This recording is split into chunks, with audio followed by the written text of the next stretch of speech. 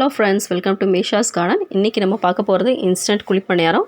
So கார பணியாரன்றனால நம்ம வீட்டில் ஏற்கனவே அரைச்சி வச்ச மாவு இருக்கும் இட்லிக்கு, அதை எடுத்துக்கலாம். அப்புறம் பார்த்திங்கன்னா 10லேருந்து 15 நறுக்கி வச்ச வெங்காயம், ஒரு 2 பச்சை மிளகா நான் எடுத்திருக்கேன்.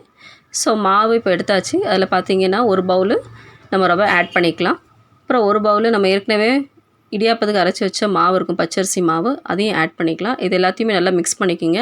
கொஞ்சம் தண்ணி பக்குவத்தில் இருக்கட்டும், ஏன்னா நம்ம குழிப்பணியாரம் ஊற்றுறது கொஞ்சம் தண்ணி கன்சிஸ்டன்சி இருக்கணும். ஸோ நல்லா கிண்டிக்கலாம்.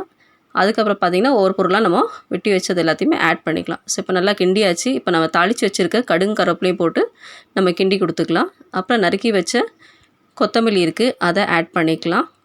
10லேருந்து 15 வெங்காயம் நான் ஏற்கனவே சொன்னேன், பொடி வெங்காயம் நறுக்கி வச்சுருக்கேன், அதை ஆட் பண்ணி பச்சை மிளகா, அப்புறம் தேவையான அளவு உப்பு, இது எல்லாத்தையும் போட்டு ஓரளவுக்கு நல்லா கிண்டி கொடுத்துக்குங்க. கட்டியாக இருக்கக்கூடாது, ஓரளவுக்கு தண்ணி கன்சிஸ்டன்சி இருக்கட்டும். ஸோ இது எல்லாத்தையுமே நல்லா கிண்டியாச்சு.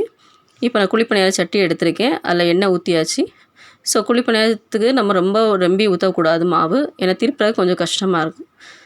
ஸோ பார்த்திங்கன்னா ஓரளவுக்கு ஒரு சைடு வெந்துருச்சு நம்ம குழிப்பணியாரம். இப்போ எல்லாத்தையும் மாற்றி போட ஆரம்பித்தாச்சு. ஸோ இது பார்த்திங்கன்னா வேகிறதுக்கு ஒரு 10லேருந்து 15 நிமிஷம் தான் ஆகும். அதுக்குள்ளே நம்ம குழிப்பணியாரம் வந்து ரெடி ஆயிரும். ஸோ குழிப்பணியாரம் நம்மளது ரெடி ஆகிடுச்சு. இப்போ எடுத்து நம்ம இது ஒரு பவுலில் எடுத்து மாற்றிக்கலாம். ஸோ பாருங்கள் எவ்வளோ அழகாக வெந்திருக்கு. பார்க்குறதுக்கே அழகாக இருக்குது. வாங்க சாப்பிடலாமா?